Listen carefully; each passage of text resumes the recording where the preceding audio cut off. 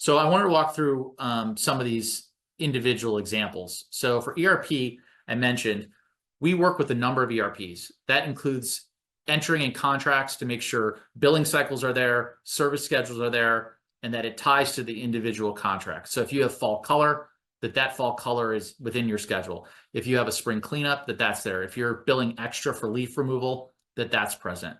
Also to help with scheduling.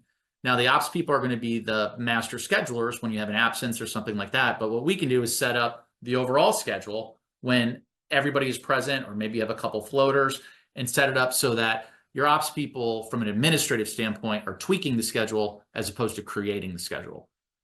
And then with cost setup and costs, we take a number of vendor price lists, make sure that those costs are accurate within your system. So when you're doing estimates, that they are using the most up-to-date information to provide to a particular customer.